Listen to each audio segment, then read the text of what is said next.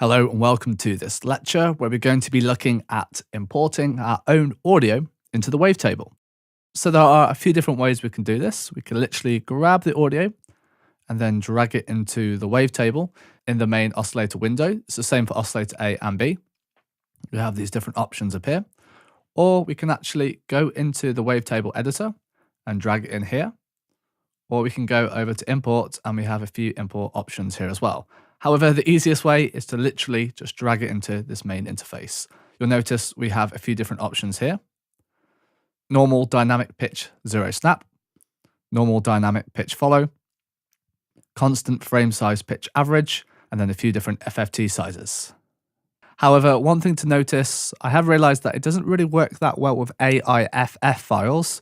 It does work a lot better with WAV files. So if you're having any problem, have a look at the file format of the audio you're trying to drag into Serum. I recommend using WAVs. I've got this one here, which is a bass pulse.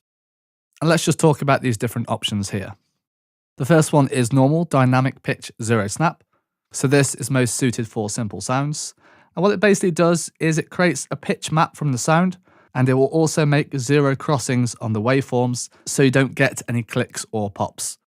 The reason why it's most suited for simple sounds is because for more complex or hard sounds, sometimes Serum can struggle finding the right 0 crossings on these more complex sounds. So let's just use the first one. It may take a moment to load.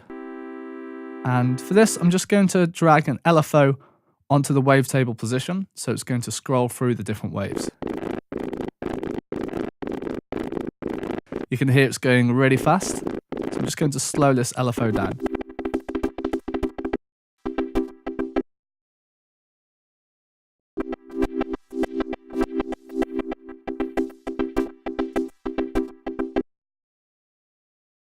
So that's quite cool. Let's have a look in the wavetable editor. We can see we have quite a few blank ones here. So I'm just going to delete the blank ones. So we can either just click this minus button, or we can select multiple ones by holding down Shift. Or we can go over to Add Remove up here. And we have a few options here for deleting the waves as well. I'm going to choose this one here, Remove Selected to the End. So this will remove the ones that you have selected all the way to the last wave. And also what we can do is we can normalize this because it is quite quiet. So if we go to Process and then go to Normalize Each, you'll notice now these waves are a lot bigger.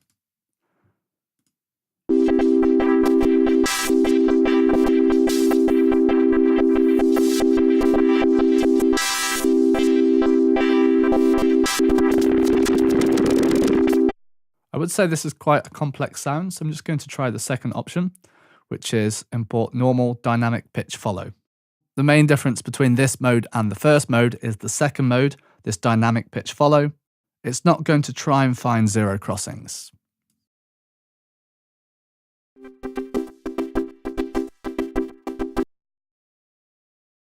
Notice here, there is a lot of gaps, and we will need to normalize this again. So let's go to Process and Normalize.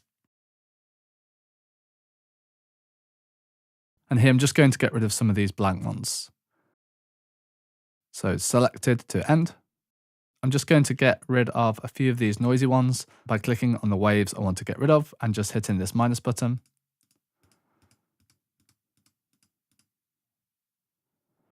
And I'm also going to create a morph. So if we go into morph and hit crossfade, now we have 256 different waves, just to make it a little longer. Now, if we have a look at the 3D editor, you can see there's a lot of different waves going on here. Very complex sound. You could always go back into the editor and just delete some of these as well. So I'm going to go from here, go Add Remove, from selected to the end. Now we only have 11 different waves.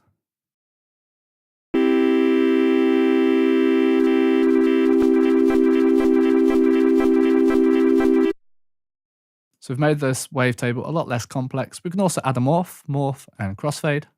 Now we have 256. It's a lot more gradual now and a bit more usable.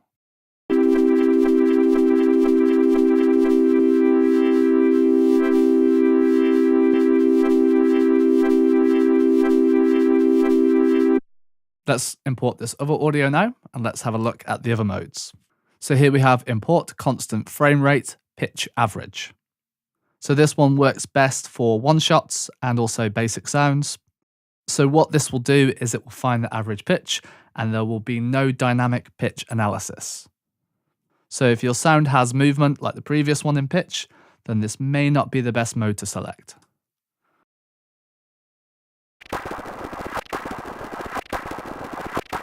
I'm going to go back into here and normalize again. It's a very complex sound. Let's just select here, add remove from number 7, beginning to selected, and then just to here as well. Add remove, so from selected to the end. Now we're going to add a morph, crossfade. Now it's a bit more usable. So we're really just morphing between these different waves rather than having the crazy thing we had before.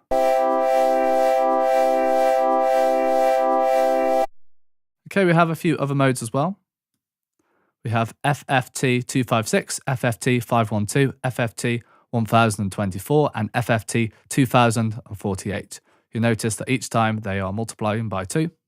So in this FFT mode, the wave shape is being re-synthesized. So for the different numbers, we're choosing how many sample cycles it's going to contain. So at 256, we will see a smaller portion of the audio. 512 will double, and 1024 will double, and then 2048 will double. Let's just have a look at the first one. It's just using this portion, and then next one.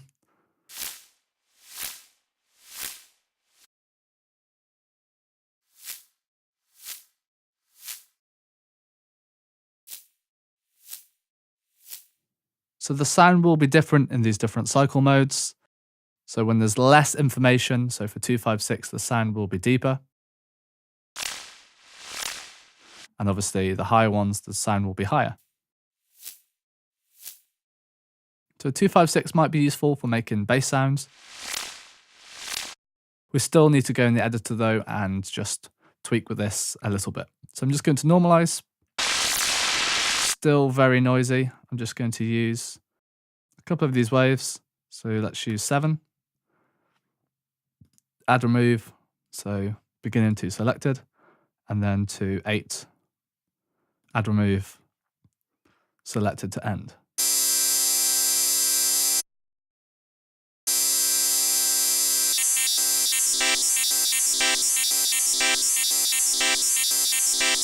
Change the octave.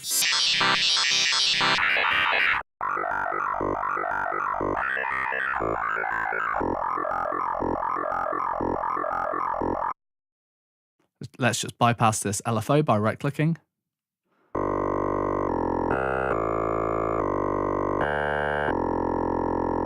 And if we choose, say, for this example, 1024, and just go into the editor and just go from 7 to 11 this time. So from 7, add remove, beginning to selected, and let's go from number 4 and go on add remove, selected to end, then create a morph, crossfade. Now let's have a listen to this.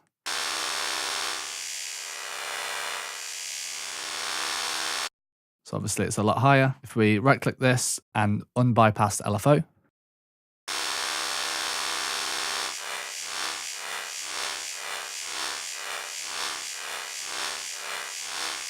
okay, so it really depends on what kind of sound you're after. The lower sounds will be more like a sine wave and might be a bit better for creating a bass sound. We can always go in and edit this waveform as well if we wish. Create a morph again.